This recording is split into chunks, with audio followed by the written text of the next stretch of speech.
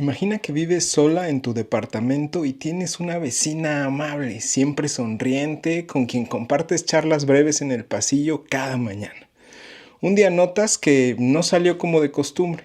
La tarde llega, la noche pasa y al día siguiente su puerta sigue cerrada.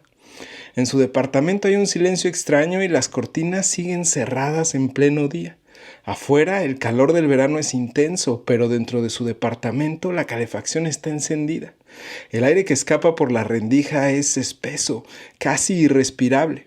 Tocas la puerta, pero nadie responde y tu instinto te dice que algo anda mal. ¿Esperarías un poco más y estarías atenta por si la ves salir? ¿Entrarías sin más demora aunque pudieras invadir su privacidad? Pues eso fue justo lo que le ocurrió a la vecina de Olga Svick, y gracias a su intervención se desatarían los eventos que eventualmente llevarían a la captura de una artista del crimen que era tan manipuladora como letal. Las fuerzas policiales de 2 países y la astucia de un detective privado llevan la cacería al límite, analizando hasta el más mínimo detalle para encontrarla. Si quieres saber qué fue lo que eventualmente la delató y quién fue quien contrató al detective para seguirla, quédate hasta el final para averiguarlo. Este es el caso de Victoria Nazirova.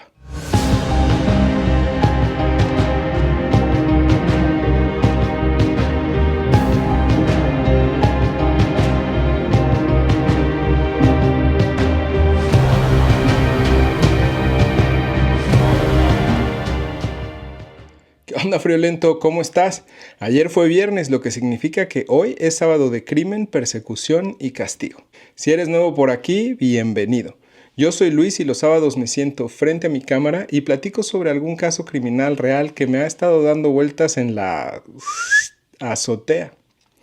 Si tú como yo disfrutas de los casos de crímenes reales contados por personas reales en lugar de una voz generada por computadora, viniste al lugar correcto porque eso es todo lo que hacemos y subimos videos una vez por semana.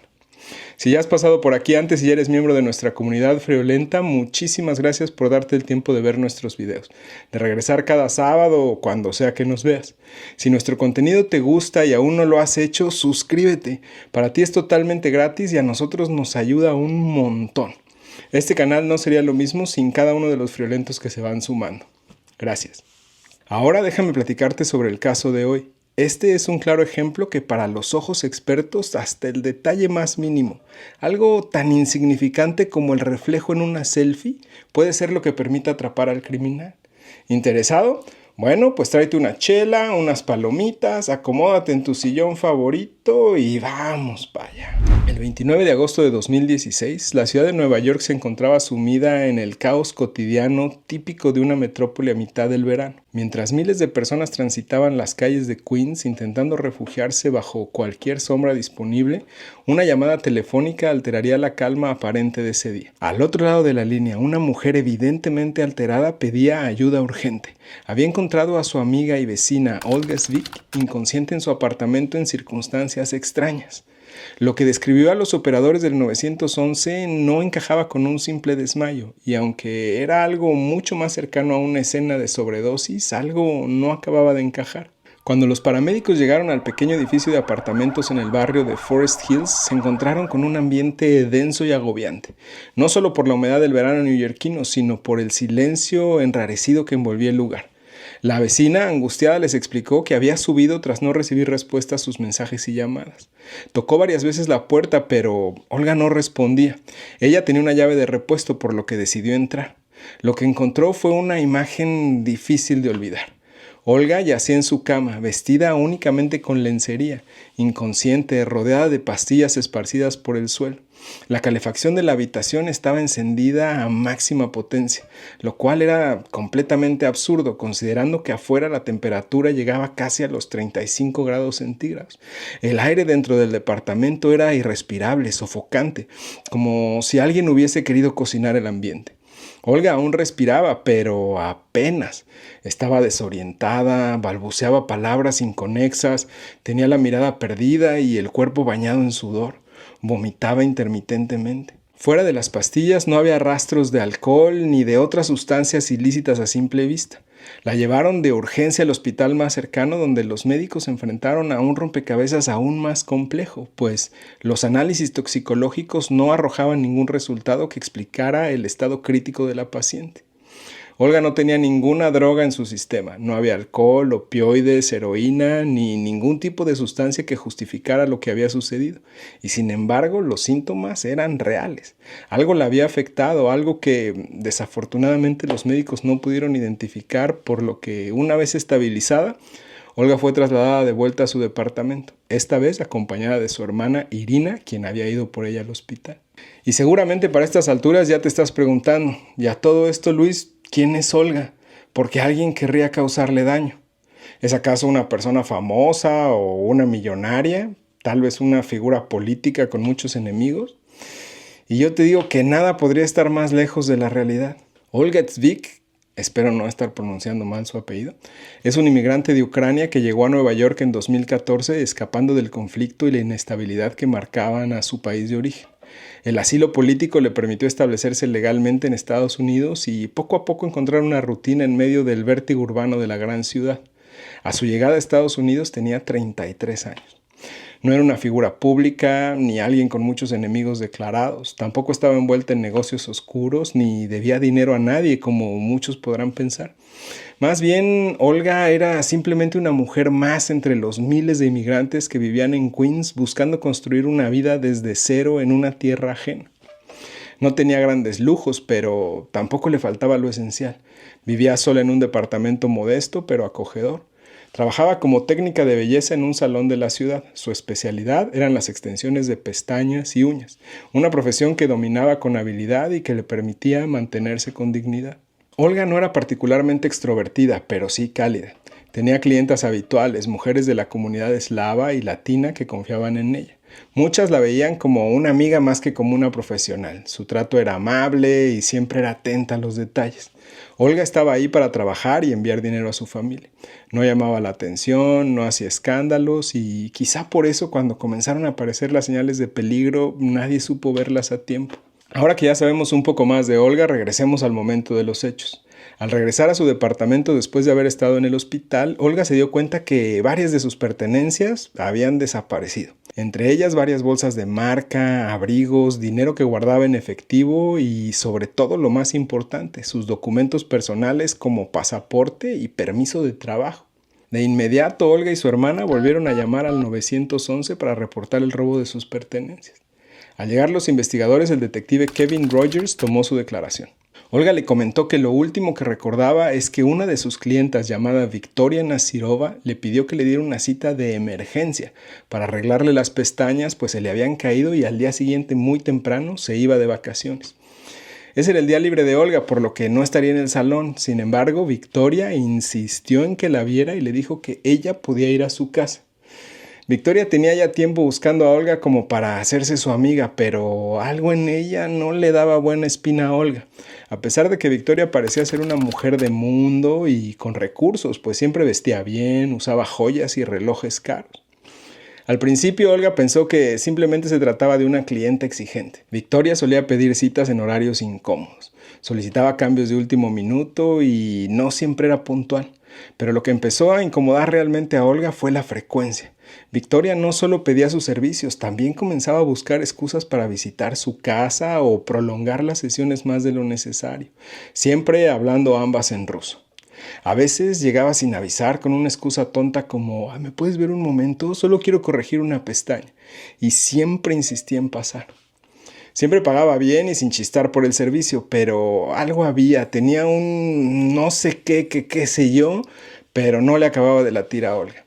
Tal vez tenía que ver con que Victoria, la rusa de 40 años, y Olga, la ucraniana de 37, eran físicamente muy parecidas, al grado de que alguien que no las conociera podría confundirlas. Sin embargo, era una clienta habitual y queriendo dar un buen servicio, después de mucha insistencia, Olga aceptó verla ese día en su casa. Al llegar, Olga notó que en una bolsa de plástico Victoria traía 3 cajas de una famosa pastelería de la ciudad con rebanadas de cheesecake y le dijo que las había traído como muestra de agradecimiento por recibirla, pues era el mejor cheesecake de la ciudad. Pa' pronto, Victoria se jambó 2 de las 3 rebanadas y le insistió a Olga para que se comiera la tercera. Un poco por pena y un poco por curiosidad, Olga se comió el pastelito. Pero de inmediato Olga se arrepintió. A los pocos minutos empezó a sentirse súper mal y a vomitar violentamente. Eventualmente perdió el conocimiento. Lo último que recuerda es haber visto a Olga caminando con calma de un lado a otro en su departamento. El detective Rogers tomó nota del reporte, pero mientras escuchaba a Olga notó algo raro. Olga parecía estar bajo el influjo de algún estupefaciente. El detective no sabía exactamente lo que había pasado y la historia sonaba difícil de creer, por lo que inicialmente supuso que Olga podría estar drogada y posiblemente inventando todo o parte de lo que reportaba. Sin embargo, recopiló toda la evidencia que pudo, incluyendo la caja de plástico de la pastelería. No era mucho lo que tenían para seguir con la investigación. La caja del pastel tenía algunas migajas, por lo que pudieron enviarlas a analizar. Los resultados regresaron negativos por drogas. Por otro lado, fue durante semanas que el Departamento de Policía del Distrito de Queens había estado intentando dar con la ubicación de Victoria, fracasando una y otra vez, ya que parecía que se la había tragado la tierra.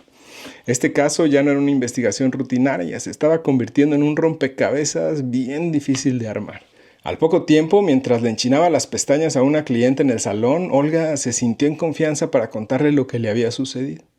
¿Cuál fue su sorpresa cuando esta clienta le contó que algo muy parecido le había pasado a su jefe en la tintorería en la que trabajaba? Resulta y resalta, mi querido friolento, que en el mes de junio de 2016, Rubén Burokov, el dueño de una tintorería en Queens, reportó un incidente peculiar. Su caso inició cuando, buscando pareja en una app de citas rusa, encontró el perfil de una mujer hermosa que era de Rusia y que decía que le encantaba cocinar. ¿Su nombre? Adivinaste, Victoria Nasirova. Le dio me gusta y resultó que rápidamente hicieron match. Quedaron de verse para una cita en la que Victoria iría al departamento de Rubén para cocinarle. Ya estando ahí, le cocinó un delicioso pescado, un platillo tradicional ruso. Le sirvió un trozo del pescado y a los pocos minutos Rubén se sintió mareado y el cuarto empezó a darle vueltas y de repente se le apagó la tele. Cuando se despertó estaba en el hospital en donde los médicos le confirmaron que había estado inconsciente casi durante una semana. Rubén no recuerda cómo llegó ahí, pero sus empleados sí. Pues resulta que entre su cita con Victoria y que llegó al hospital, él y Victoria fueron a la tintorería. Él estaba notoriamente bajo la influencia de algo. Pero ella les dijo que Rubén había bebido 2 botellas de vino y posiblemente había tomado algunas pastillas. Afortunadamente, uno de los empleados de Rubén tuvo la fabulosa idea de grabar con su teléfono lo que pudo durante ese bizarro encuentro. En el video de su celular, por un instante, se ve a Victoria sentada en la silla de su jefe dando esas explicaciones a los trabajadores. Al darse cuenta de que había sido drogado intencionalmente, Rubén revisó tanto su casa como su negocio y notó que la mujer se había llevado su reloj, unos $200 o $300 de la caja chica del negocio, y cuando checó sus cuentas bancarias se dio cuenta que Victoria se había ido de compras con su American Express, gastándose casi $3,000.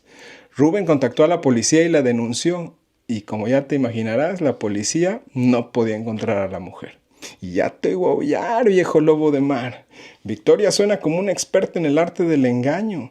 Estos no pueden ser los únicos casos en los que estaba involucrada. Seguro había más víctimas que podrían dar información. Y como siempre, mi querido friolento, tu instinto ya te lleva por buen camino. Pero el caso está a punto de brincar fronteras internacionales, pues cuando comenzaron a escarbar en su historial y sus orígenes, los investigadores pronto descubrieron que Victoria no era una ciudadana común, ni siquiera un inmigrante en situación irregular, era una fugitiva de la ley en Rusia. Aquí, mi querido friolento, voy a dar un brinco al pasado para explicar qué sucedió en Rusia y por qué Victoria había salido huyendo. Pues es gracias a estos 3 casos, el de Rubén, el de Olga y el de Ala, que es el que estoy a punto de contarte, que finalmente lograron atrapar. A principios del 2014, en Krasnodar, Rusia, cerca del Mar Negro, una masajista de 54 años llamada Ala Alexenko había forjado amistad con una nueva vecina que se había mudado a la casa de al lado. ¿Cómo se llamaba la vecina? Adivinaste, Victoria Nasirova. Ala hablaba todos los días con su hija Nadia, quien se había ido a vivir a Nueva York y a quien extrañaba muchísimo.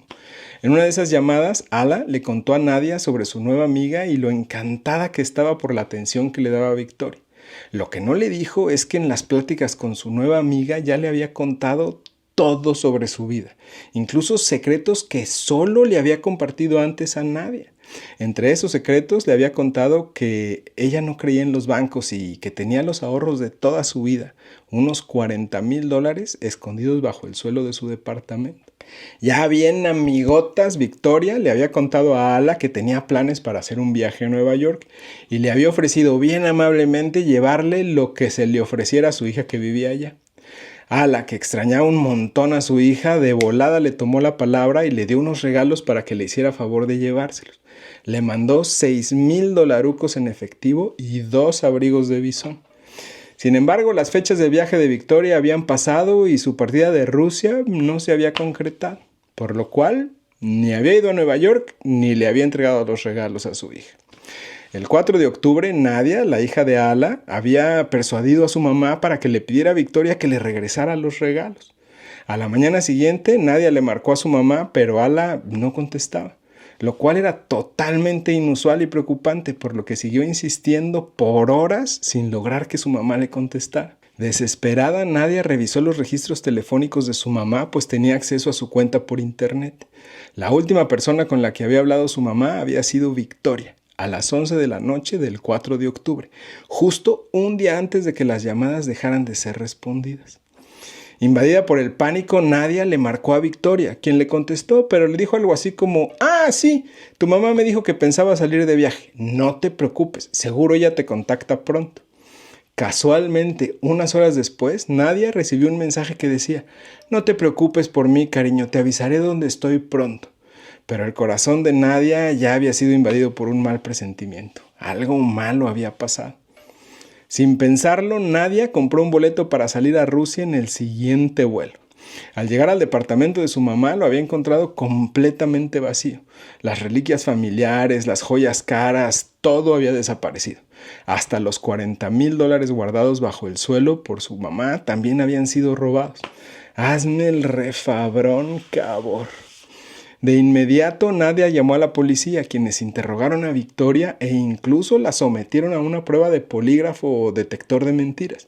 Sin embargo, las autoridades rusas le permitieron marcharse mientras esperaban los resultados. Y ya te voy a aullar otra vez, lobo marino. De seguro Victoria no se quedó a esperar los resultados. A todas las luces es de suponerse que no pasó el polígrafo, pero ni de milagro. Y una vez más, mi querido Friolento, desafortunadamente, tienes toda la razón. Saliendo de la estación, Victoria se fue de volada al aeropuerto internacional y se peló de Rusia. Nadie sabía nada de ella. Su caso parecía un callejón sin salida. Pero rendirse no era una opción para Nadia. Durante los siguientes 6 meses dedicó su vida a la búsqueda de su mamá. Manejó por todo el país, pegó carteles y contactó a todos los amigos y conocidos de Ala, así como cada hospital, cada comisaría y cada oficina de la policía. Finalmente una luz se prendió en su cabeza. En sus múltiples pasadas en el coche se había dado cuenta que todas las carreteras principales que salían del departamento de su mamá contaban con cámaras de tráfico. Consiguió las grabaciones de las cámaras y comenzó a examinar imagen tras imagen de la noche en la que su mamá había desaparecido. Cientos de horas después, su esfuerzo dio resultado. Una imagen de un coche con una mujer que ella identificó como Victoria había sido vista al volante, y al lado una mujer de mediana edad se veía desplomada en el asiento del pasajero con la boca abierta. Nadie estaba segura que esa mujer era su mamá. Esa imagen había sido capturada a las 10 de la mañana del 5 de octubre, el día en que su mamá había dejado de responder a sus llamadas. Nadia contactó de nuevo a las autoridades rusas y casi entra en shock cuando le confirmaron que ya habían visto esas imágenes. Habían confirmado que Victoria había alquilado un coche con esas placas justo después de su interrogatorio. Luego le dijeron que Victoria había logrado huir de Rusia evadiendo a las autoridades con la ayuda de un oficial de policía al que había sobornado con favores sexuales. En abril de 2015, Nadia recibió una llamada devastadora. Un cuerpo carbonizado había sido encontrado en una zona remota a unas 2 horas del departamento de Ala. Los registros dentales habían confirmado que los restos eran de su mamá. Una orden de arresto internacional contra Victoria Nazirova había sido emitida. Nadia regresó a Nueva York, pero no se daba por vencida. Continuó buscando a Victoria de todas las formas en que podía, incluyendo en todas las redes sociales. Para su sorpresa, Victoria mantenía activo su perfil de Facebook, el cual finalmente encontró. En los días y meses que siguieron desde el asesinato de Ala, Victoria había estado subiendo posts viviendo a lo grande. Primero en México y luego, para el asombro de Nadia, en Brooklyn, en Nueva York, en su propio barrio. Con esa información en mano, Nadia contactó a un investigador privado, un ex detective del Departamento de Policía de Nueva York llamado Herman Weisberg, quien después de conocer la historia de Nadia y su mamá, no dudó en aceptar el caso. Cuanto más aprendía sobre Victoria, más se daba cuenta de lo astuta, despiadada y peligrosa que era. Desde su llegada a Estados Unidos, Victoria había sido publicitada por ella misma como masajista privada, escort y dominatrix, y múltiples cargos por hurto y otros delitos menores ya le habían sido imputados. Para localizarla, Weisberg puso su enfoque total en las publicaciones de Victoria en Facebook. Fue así que dio con una foto que llamó su atención. Una selfie en la que Victoria llevaba unas gafas de sol de espejo, reflejando en los cristales el tablero y los asientos del coche en el que tomó la foto. El tablero era bastante peculiar y los asientos eran de cuero negro con unas costuras de color gris claro. Ambas características por sí solas ya eran específicas, pero en combinación podrían ser únicas. Weisberg pasó incontables horas caminando en estacionamientos públicos de la ciudad, metiéndose entre coches, viendo por las ventanas, buscando la combinación de esos dos elementos. Finalmente encontró un match. Solo un auto tenía esas características, un Chrysler 300. Sabiendo qué modelo de auto buscar, Weisberg y su equipo pasaron noches enteras escudriñando las fotos de Facebook de Victoria. Los me gusta de sus publicaciones se agrupaban todos alrededor de un área específica de Brooklyn llamada Sheepshead Bay, un barrio popular para inmigrantes rusos.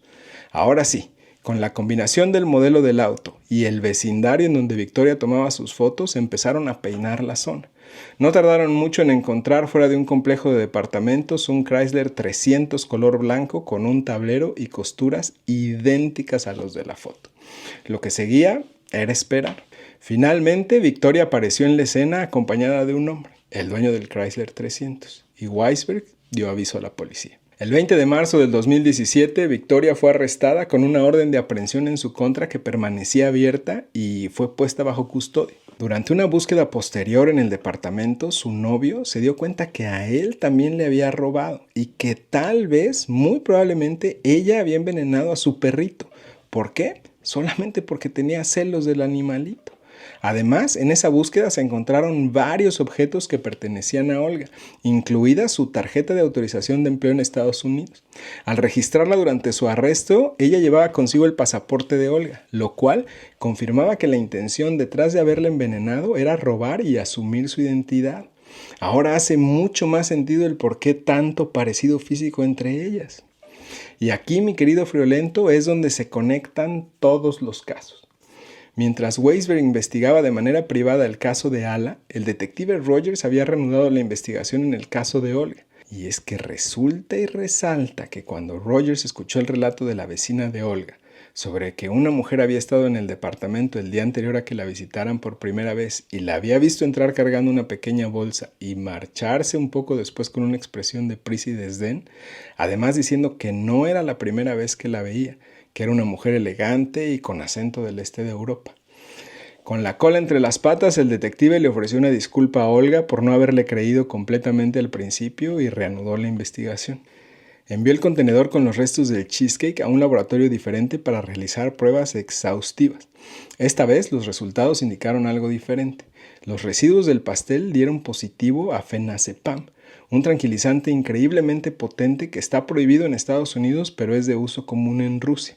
Se utiliza para adormilar o anestesiar a los pacientes, pero el exceso, aunque sea en una cantidad mínima, puede generar sobredosis y probablemente la muerte. Resulta también que los efectos del fenazepam se aceleran con el calor, por lo cual hace sentido que la temperatura del cuarto haya sido subida al máximo nivel.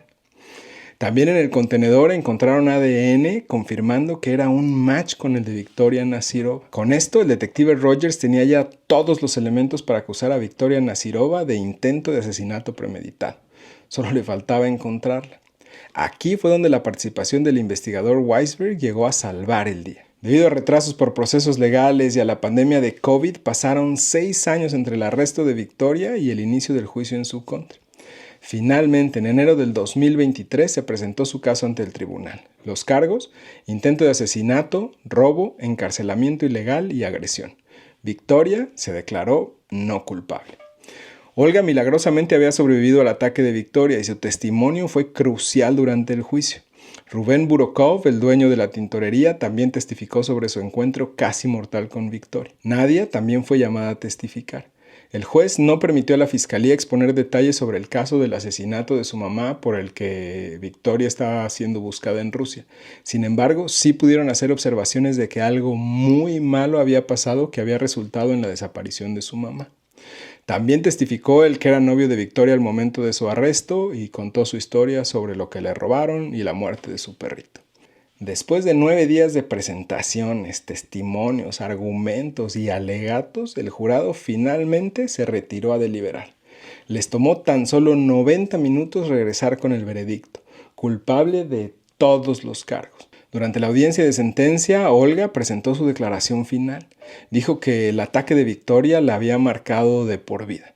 Físicamente había sanado, pero el impacto era mucho más que físico. En sus propias palabras dijo: iba a trabajar y me temblaba todo el cuerpo. Luego volví a casa y miraba por encima de mi hombro porque tenía miedo, me preocupaba volver a verla. Antes de entregarle su sentencia, refiriéndose a Victoria, el juez le dijo: eres una mujer extremadamente peligrosa. Ahora serás encarcelada con la población general, en donde solo serás conocida por un número. En este país hay un precio a pagar cuando se intenta acabar con la vida de alguien. No hay excusa para lo que hiciste, excepto la explotación de tu propio interés. Luego, con voz clara y firme, con tono seguro y, como aquí nos gusta, a sangre fría, la condenó a 21 años en el bote sin derecho a libertad condicional. Actualmente, a la fecha de esta grabación, Victoria Nazirova se encuentra cumpliendo su condena en el Centro Correccional de Bedford Hills. A la fecha sigue manteniendo que es inocente. Y aunque tal vez alcance a salir de la cárcel por ahí de los 60 y tantos o 70 y tantos, en cuanto termine su condena en Estados Unidos, la espera su deportación a Rusia, en donde será juzgada por el asesinato de Alla Aleksenko. Desde aquí, mis mejores vibras y buenos deseos van para Olga y Rubén, quienes fueron víctimas directas de Victoria. Pero sobre todo para Nadia, pues gracias a ella y a la resiliencia de no dejar impune la muerte de su mamá, fue que finalmente agarraron a esta amiga y la pusieron en el botiquín. Mi respeto y admiración para el detective privado Herman Weisberg, quien no solo encontró la proverbial aguja en el pajar, sino que primero tuvo que encontrar el pajar. En fin, espero que este video haya cumplido con la intención de entretenerte, que el caso te haya parecido interesante y que te dé la oportunidad de reflexionar. Si fue así, dale un clic al botón de me gusta. Y si quieres ver y escuchar otros casos presentados de esta forma, te invito a que te suscribas al canal y actives todas las notificaciones para que no te pierdas ninguno de nuestros episodios. Si crees que el caso podría ser útil para alguien más o simplemente le gustaría escucharlo, compártelo e invítalo a que cheque el canal para que siga creciendo nuestra comunidad friolenta. Si hay algún caso en especial que te gustaría ver por aquí, déjame un comentario y le doy una checada para incluirlo en un video futuro. Sin más, aquí le corto. Nos vemos la próxima. Soy Luis y te veo por acá en el próximo sábado de Crimen, Persecución y Castigo. De aquí entonces, toma buenas decisiones.